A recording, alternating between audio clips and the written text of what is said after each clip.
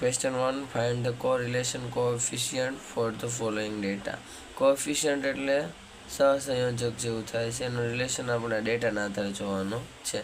આ એક્સના બધા આપ્યા ડેટા અને વાયના ડેટા આપ્યા 5 ને 12, 3 ને 10, 2 ને 10, 8 ને 18, 6 ને 8, 6 ને 14. આપણે કોષ્ટક બનાવી નાખવાનું. પહેલાં એક્સનો જે ડેટા આપ્યો એ લખી નાખવાનો, વાયનો ડેટા આપ્યો હોય એ લખી નાખવાનો. લખી નાખ્યો. હવે શું કરવાનું છે? એક્સ માઇનસ એક્સ બાર એ માટે આપણે એક્સ બાર શોધવું પડશે. પછી વાય માઇનસ વાય બાર એના માટે આપણે વાય બાર શોધવું પડશે. પછી એક્સ માઇનસ એક્સ બાર આવે એનો વર્ગ કરવાનો, એટલે એને ગુણાકાર કરી નાખવાનો જે જવાબ આવે.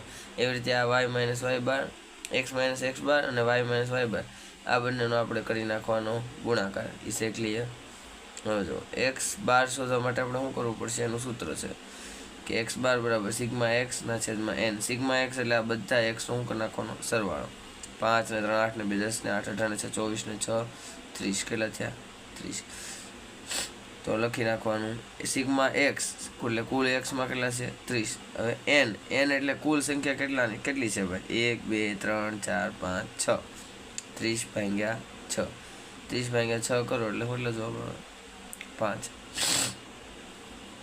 એવી રીતે વાય બાર શોધી લેવાનું. વાય બાર માટે સિગ્મા વાયના છેદમાં એન. તો સિગ્મા વાય એટલે આ બધાનો સરવાળો. 12 ને 10 22 ને 10 32 8 40 50 58 58 62 72 ભાગ્યા એન એટલે કુલ સંખ્યા કેટલી છે? 6. 72 ભાગ્યા 6 કરો એટલે કેટલો જવાબ આવે? 12 આવી ગયો. હવે આ એક્સ બાર મળી ગયો, વાય બાર મળી. એક્સ બાર મળી ગયો એટલે શું કરવાનું? એક્સ માઇનસ એક્સ બાર. એક્સ માઇનસ એક્સ બાર એટલે 5 માંથી 5 કાઢવાનો, તો અહીંયા શું આવે? 0. પછી પાછું એક્સ માઇનસ એક્સ બાર, 3 માંથી 5 કાઢો એટલે કેટલા આવે? -2. પછી 2 માંથી 5 કાઢો, 2 માંથી 5 કાઢો એટલે કેટલા થાય? -3. 8 માંથી 5 કાઢો તો +3. 6 માંથી 5 કાઢો તો 1. 6 માંથી 5 કાઢો તો 1. આ થઈ ગયું એક્સ માઇનસ એક્સ બાર. એ જ રીતે વાય માઇનસ વાય બાર. વાય આપણને કેટલો મળ્યો? વાય બાર કેટલો મળ્યો? 12. 12 માંથી 12 કાઢો તો 0. 10 માંથી 12 કાઢો તો -2. 10 માંથી 12 કાઢો તો -2. 18 માંથી 12 કાઢો તો કેટલા રહેશે? 6. 8 માંથી 12 કાઢો તો કેટલા રહેશે? -4. અને 14 માંથી 12 કાઢો તો કેટલા રહેશે? 2. આવી જજો. હવે શું કરવાનું? એક્સ માઇનસ એક્સ બારનો સ્ક્વેર એટલે આ એક્સ માઇનસ એક્સ બાર છે ને એનો વર્ગ કરવાનો. વર્ગ એટલે 0 ગુણ્યા 0 એટલે શું આવે? 0. પછી -2. -2નો વર્ગ કરો તો 2 ગુણ્યા 2 એટલે કેટલા થાય? +4. પછી એવી રીતે -3નો વર્ગ કેટલો થાય? 3 તેરી 9. +3નો વર્ગ 3 તેરી 9. 1નો વર્ગ 1. 1નો વર્ગ 1. આ થઈ ગયું એક્સ માઇનસ એક્સ બારનો સ્ક્વેર. પછી વાય માઇનસ વાય બારનો સ્ક્વેર કરવાનો એટલે આ લાઈનનો શું કરવાનો? વર્ગ. 0 ગુણ્યા 0 એટલે 0. 2 ગુણ્યા 2 એટલે 4. 2 ગુણ્યા 2 એટલે 4. 6 ગુણ્યા 6 એટલે 6 36. 4 ગુણ્યા 4 એટલે ચોકે ચોકે 16. 2 ગુણ્યા 2 એટલે 4.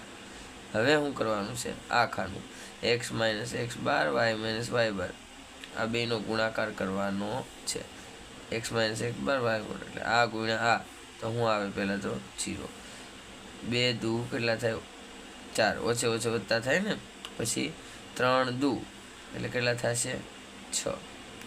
3 6 કેટલા થશે? 18. હવે અહીંયા જુઓ એક પ્લસ છે એક માઇનસ છે, તો એનો જવાબ કેવો આવશે? માઇનસ આવશે.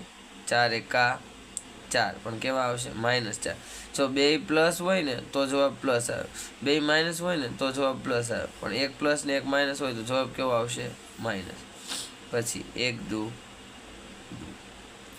હવે આ બધું આપણું કોષ્ટક તૈયાર થઈ ગયું. પછી આ સૂત્ર વાપરવાનું. કોએફિશિયન્ટ આર માટે sigma x minus x bar into y minus y bar છેદમાં √ સિગ્મા એક્સ માઇનસ એક્સ બારનો square √ sigma y minus y બારનો સ્ક્વેર.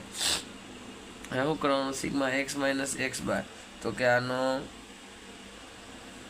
ગુણાકાર જે કર્યો ને તમારે એ બધાને શું કરી નાખવાનો છે? સરવાળો કરી નાખવાનો છે. સરવાળો કઈ રીતે કરવાનો? આ બધાનો સરવાળો કરવાનો, પણ માઇનસ હોય પાછા બાદે પણ કરી નાખવાના. તો કે 4 ને 6 10, 10 ને 18 28, 28 ને 2 30. 30 માંથી કેટલા બાદ કરવાના છે? 4 બાદ કરો એટલે કેટલા રહેશે? 26 રહી. પછી સિગ્મા એક્સ માઇનસ એક્સ બાર નો સ્ક્વેર તો તો કે અહીંયા એક્સ માઇનસ એક્સ બારનો સ્ક્વેર છે, એનો શું કરવાનો છે સિગ્મા. સિગ્મા એટલે ટૂંકમાં સરવાળો. તો આ બધાનો સરવાળો કરી નાખવાનો. 4 ને 9 13 ને 9 22 ને 1 23 ને કેટલા થયા 24. સેમ આના માટે વાય માઇનસ વાય બારનો સ્ક્વેર, તો એનો પણ કરી નાખવાનો સરવાળો. 4 ને 4 8 8 16 36 ને 8 44 44 6 50 50 60 60 ને 4 કેટલા થઈ ગયા 64 થઈ ગયા. હવે આ બધી કિંમત સૂત્રમાં મૂકી દેવાની. તો કે સિગ્મા એક્સ માઇનસ એક્સ બાર ને વાય માઇનસ વાય બાર કેટલા મળ્યા 26, તો અહીં મૂકેલા છે 26. પછી સિગ્મા એક્સ માઇનસ એક્સ બારનો સ્ક્વેર, તો અહીં કેટલા છે 24, તો મૂક્યા 24. સિગ્મા વાય માઇનસ વાય બારનો સ્ક્વેર 64, તો મૂક્યા 64.